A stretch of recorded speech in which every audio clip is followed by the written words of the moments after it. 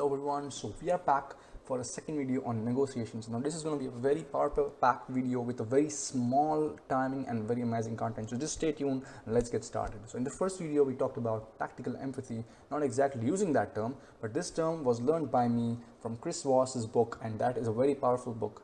The name is Never Split the Difference. Now Chris Voss is a lead hostage negotiator for the FBI, so he deals with negotiations at very high levels where lives are involved. So from what I could see and what I could learn is this: he uses techniques like tactical empathy, showing empathy first and then getting it in return for amazing negotiations. Secondly, the term mirroring. Now what exactly is mirroring? We'll be coming to it in a few seconds, but tactical empathy, let's just refresh quickly. You use some words like that sounds like you're amazing at it, that sounds like you're great at it, or it feels like you're perfect. And these kind of terms make the person feel great. When do you use these terms? You use these terms when the person describes anything or describes any work they've done or any topic. Because generally people talk about things that they are good at or they want you to feel that amazing at, right? So you do these things and you make them feel great. Now let's get to mirroring. What is mirroring? If you're tuned till this video, mirroring is just one technique. The real treasure is coming after 1 minute in this video, around 1.5 minutes. Just stay tuned.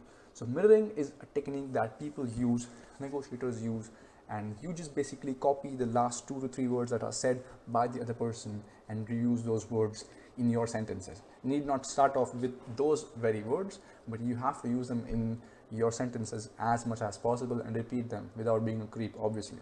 Not only is it about using words, you also copy the way they sit, the way they talk, their personality, basically everything. If they sit like this or any way they sit, just copy their posture, gradually adjust to it and make sure you are copying them. Don't be a creep. Why is this important? Is because of this. The person subconsciously starts feeling that you are very similar to him. Even though you're not, he starts feeling that way because of these actions and these words that you repeat and the way you sit and the way you talk like him. He is going to think that you'll understand what he has to say. And when you are showing that empathy of yours, he's going to be much more easily melted and much more easily into you and understand that you are a very good person to talk to. Why is that important? When that happens, he's going to open up and you will exploit that and get the best deal for yourself without making him feel horrible. He's going to feel amazing after that deal is done, because we don't want a person to feel horrible about the deal in the end, right? So that's one thing. Now here is one more term I came across. Agreeable is the term. After this, we'll be talking about that amazing technique that I have thought of and also learned from discussions. So what is the term agreeable?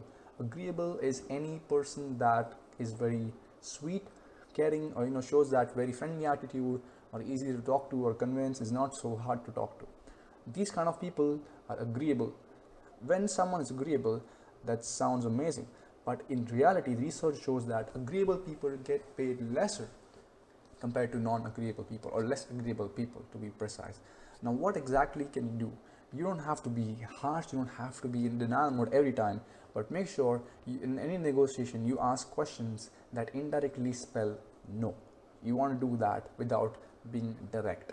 And when that happens, the other person actually goes back and starts revisiting what they said and their proposition and might even drop down, or the negotiation would just come in your favor. So now that we're done with these two terms, just try not to be too agreeable, just try not to be too easy to go to, and make sure you follow mirroring properly, because it's something spontaneous, not something that can be learned easily. You just have to practice and it will come with experience. Now here is the most powerful technique that I was talking about.